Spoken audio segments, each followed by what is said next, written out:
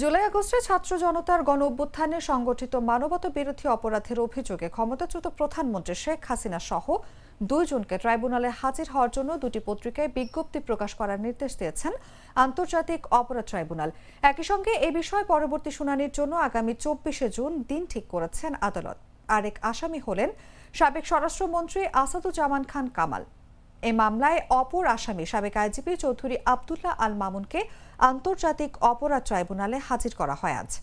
এ সংক্রান্ত বিষয় শুনানি নিয়ে সোমবার ট্রাইব্যুনালের চেয়ারম্যান বিচারপতি মোহাম্মদ গোলাম মর্তুজা মজুমদারের নেতৃত্বাধীন 3 সদস্যের আন্তর্জাতিক অপরাধ ট্রাইব্যুনাল 1-এর বিচারিক প্যানেলে এই আদেশ দেন।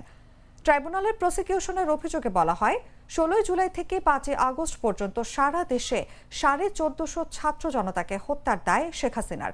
তার নির্দেশ, উস্কানি ও প্ররোচনায় হত্যাকাণ্ড সংগঠিত করে আইনশৃঙ্খলা বাহিনী, আওয়ামী লীগ, ছাত্রলীগ ও যুবলীগ।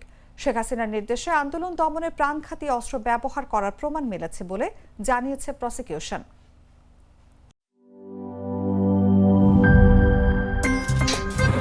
আমার একটা স্মার্ট সিদ্ধান্তে 25% গ্যাসের খরচ কমেছে। ভাবছেন কিভাবে?